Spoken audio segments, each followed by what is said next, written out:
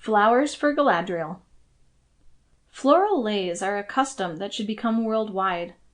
Every day, wafting fragrances of ginger, pikake, plumeria, tuberose, and carnation filled the air on campus and in the buildings of the University of Hawaii Manoa where I worked. Lays were gifts for all occasions: birthdays, weddings, anniversaries, holidays, and especially college commencements.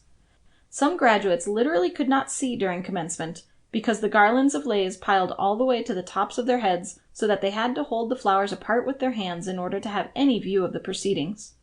Though I have worked at 5 different universities, none had commencements as memorable as those in Hawaii.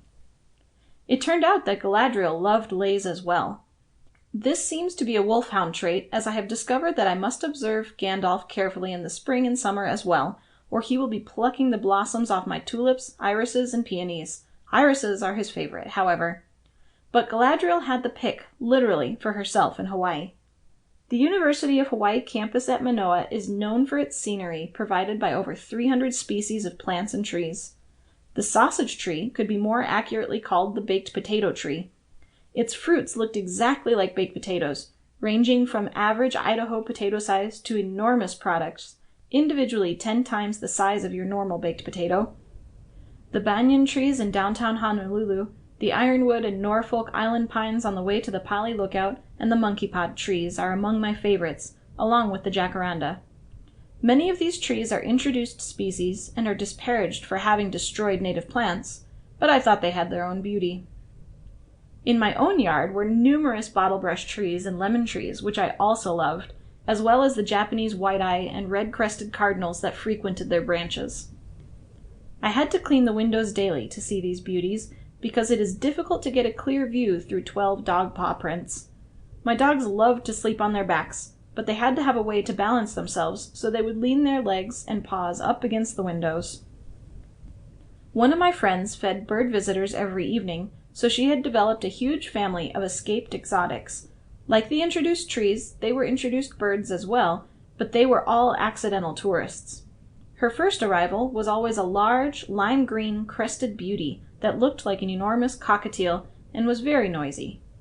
Then came in 20 peach-faced lovebirds, followed by another 50 or so assorted arrivals. However, none of these birds or trees was Galadriel's favorite. Her favorite became apparent one afternoon while I was in the house and Carl was outside relaxing after the 10-hour plane flight from Ohio that he took to spend the summers with me in Hawaii.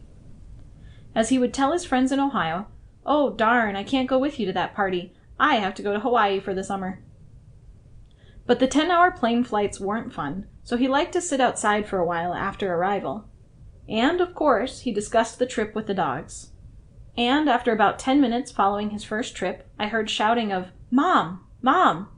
Not quite like when Galadriel was howling in his bedroom her first night home in Dayton, but in the same vein and tone of voice. I went running to the door. 2 sides of the house were all glass, and saw Carl sitting in a lawn chair, with Galadriel pulling as hard as she could on the lei around his neck, having stretched it out at least 1.5 feet from his neck.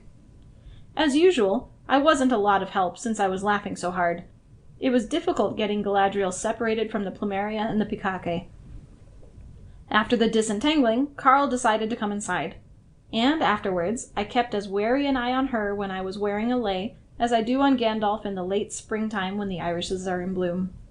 I didn't think IWs were related to Ferdinand the Bull, but now I wonder. Maybe that's where the great size came from, and the occasional stubborn streak.